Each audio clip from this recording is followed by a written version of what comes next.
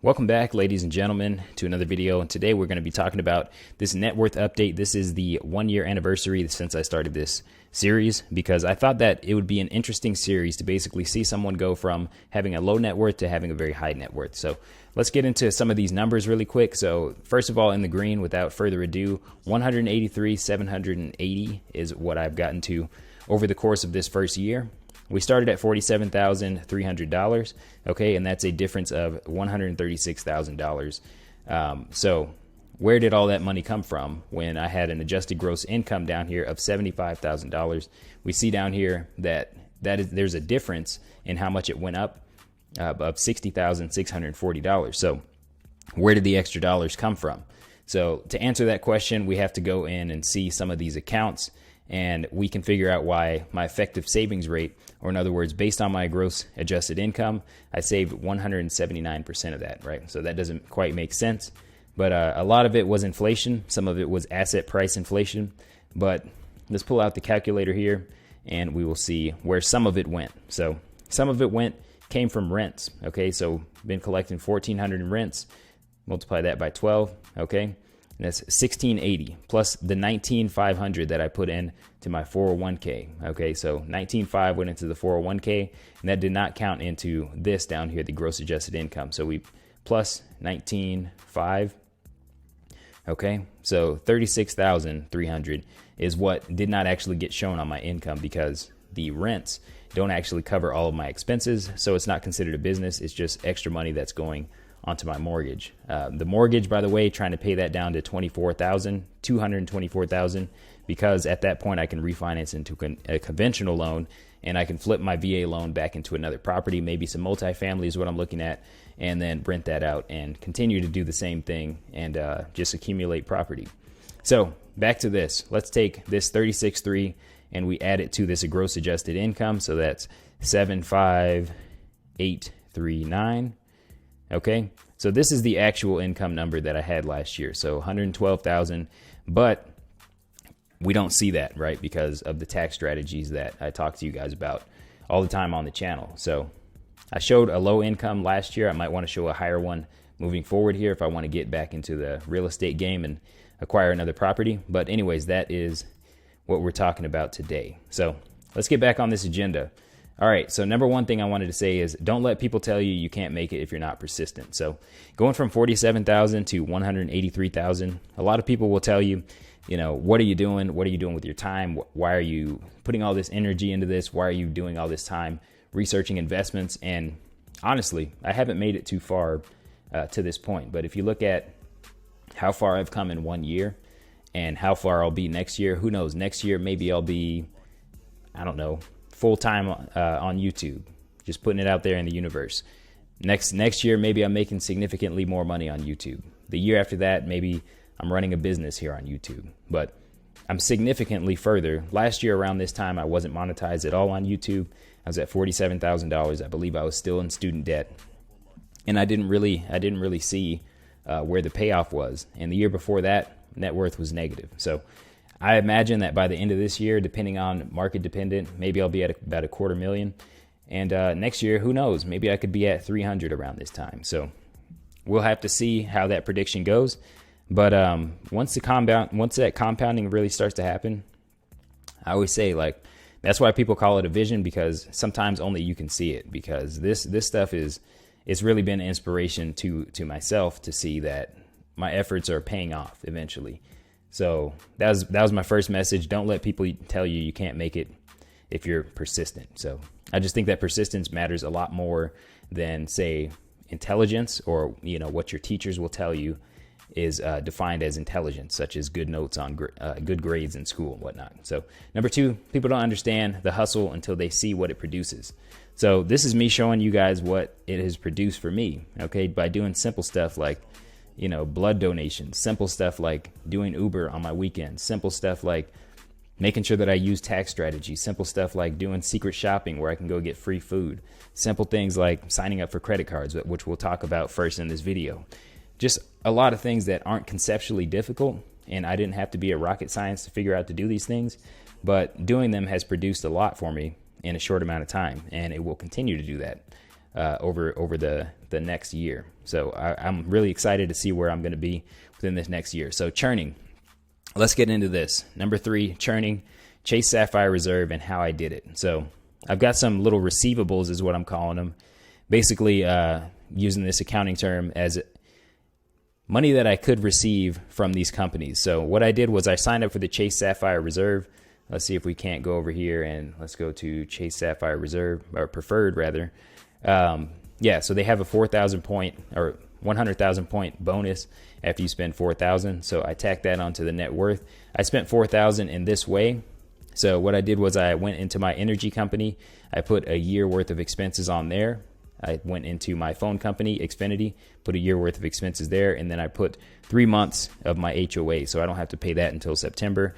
And then I went into my waste management, put a year of expenses there. So essentially, I don't have to pay most of my bills. My bills are going to cost me about $66 a month for the next year after I get done with this, paying this HOA, which I'm going to do for the Amex Gold card. So I put those over here on the net worth Chase Sapphire Preferred points. So put $1,000 for that 100K bonus over there. So Chase Freedom Flex, same thing. I had a $200 bonus, and that's over there in the net worth column because I consider that money, because unlike Dave Ramsey, what he will tell you, I do use those points. You can redeem them for cash, you can redeem them for travel. But anyways, they might even be understated there because you can redeem this 1,000 for $1,250. But anyways, moving into the next thing, back to notes. Okay, the next thing, my next churn is the Amex Gold card. So let's go back to the internet over here. Amex Gold. So basically, this one's a 75,000 point bonus, and you can value those at about 1 cent per point.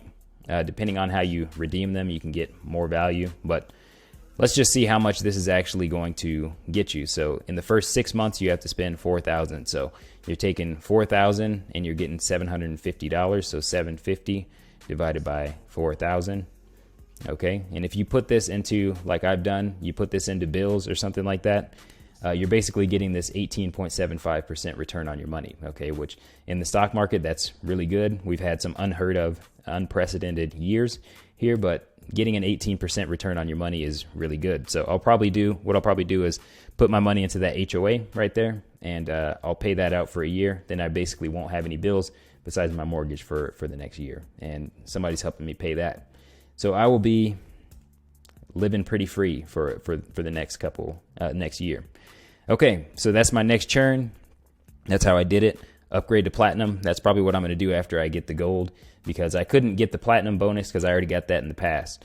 Okay, the next two, the Blue Cash Preferred and the City card. So these are probably the next two that I want to do after I get done with this current one. So this one's pretty good. The Capital One Venture Rewards card, 100K bonus. It's got a $95 annual fee.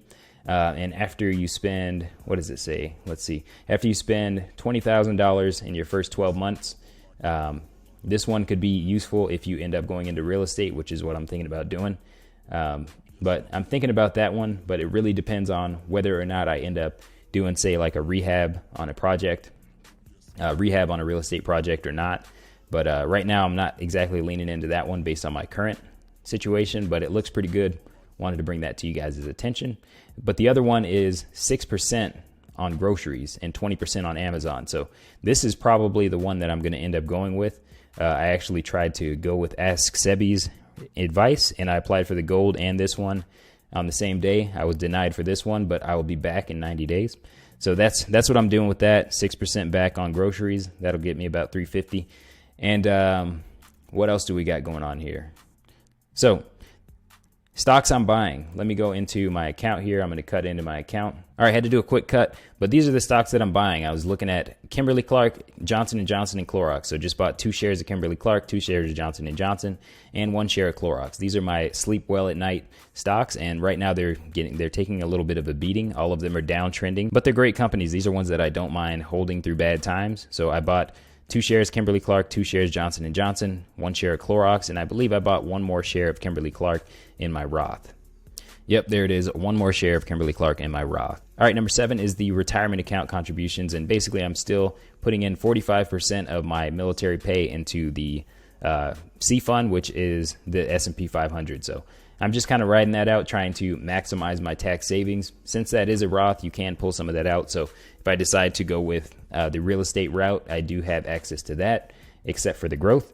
And yeah, that's let me see, that is at 17 grand right now. And the last thing I wanted to get into is my plans to get a VA jumbo loan. So essentially, if you look through all of this text, what you see is that you can borrow up to a certain amount. Okay, so it has to do with your DTI, it has to do with your financial assets that are available. But basically what I want to do is, my current home is worth about 280. So what I want to do is pay that down to about 224. Right now it's at about 243. So I'm 19 grand away. So if we take 224 divided by 280, it's conservatively worth about 280. The house across the street just sold for 286. So we'll go 280.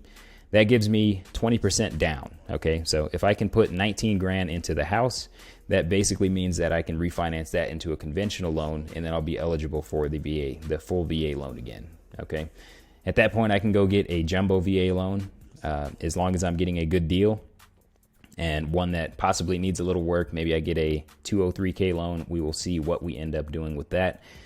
That could produce me some cash flow and give me a new place to live. So that's what we're doing. That is the update for the year.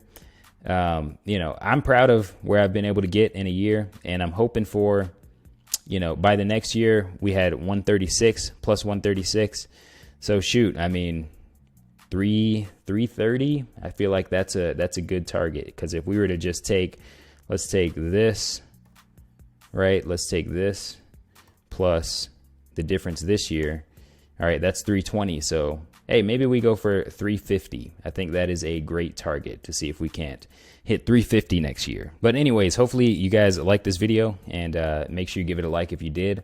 I hope that there was something that helped you out, from the Amex cards to the Chase Sapphire preferred cards to the retirement account tips to the making more than your adjusted gross income to the house hacking, the VA loan tip, something hopefully that is just giving you guys, getting the wheel spinning. And of course, the first point that I made, I really want to stress that one more time before we go. It's all about the grind, right? So the longer you just stay at something, you don't really have to be that smart. I don't know if I come across as a smart guy on this channel, but it's really about the grind. It's about persistence. Those smart people that graduated with you, they are not going to be financially successful if they think that they're just going to ride how smart they are, okay? And they're not going to grind like you are. Anyways, hopefully you guys liked the video. I'll see you guys in the next video.